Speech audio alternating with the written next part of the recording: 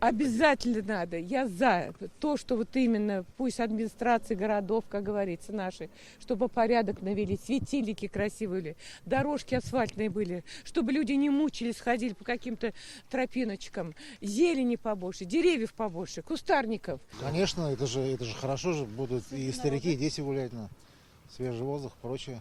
Поменьше будут сидеть, может, за компьютерами. Много мамочек с детьми гуляют, дети, подростки тоже тут гуляют. Всем было бы приятно смотреть уже на чистое озеро, а не вот это вот болото. И это уже не мечты, а свершившаяся реальность. В этом году Большое Чайковое озеро благоустроит. И это решение приняли сами жители. В 2023-м водоем стал одним из 3 общественных пространств победителей всероссийского голосования. По проекту здесь появится зона отдыха, смотровая площадка, кофейня. Здесь высадят ивы, кустарники, растения. Также в Казани завершат благоустройство сквера на Серова в Набережных Челнах самого большого парка Прибрежный.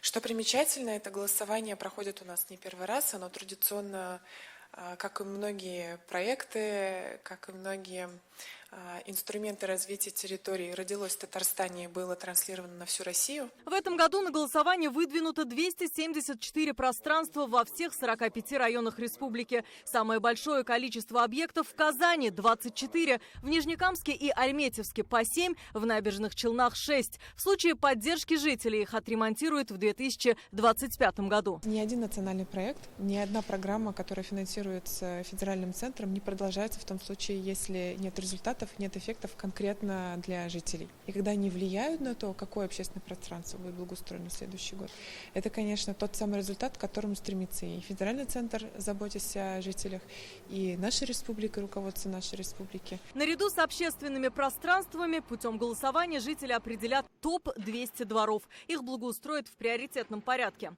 Программа «Наш двор» работает в республике с 2020-го. За это время обновили 4339 придомовых территорий на 34 миллиарда рублей. Изначально программа анонсировалась на 5 лет.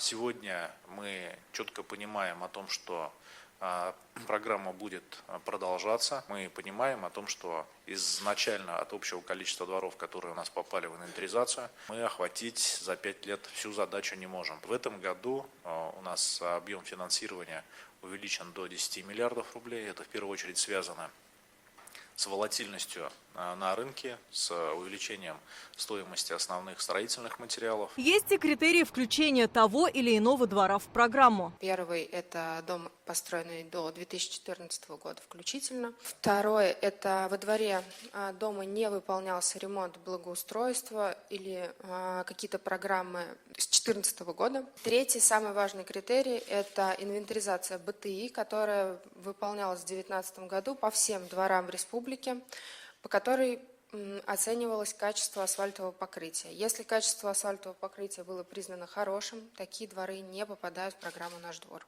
Проголосовать за общественное пространство или двор может каждый житель республики, достигший 14 лет. До 30 апреля это можно сделать на сайте городсреда.tatar.ru или на татарстанском портале госуслуг. Наш город-район за время, когда эта программа реализовывалась, почти 1 миллиард рублей было инвестировано в те или иные территории. Конечно, преобразился город, преобразились наши населенные пункты. Всего за 8 лет работы федерального проекта формирования комфортной городской среды по нацпроекту «Жилье и городская среда» в Татарстане благоустроили 398 общественных пространств. Это почти 24 миллиарда рублей. Алия Хайрудинова, Александр Лобанов, ТНВ, Казань.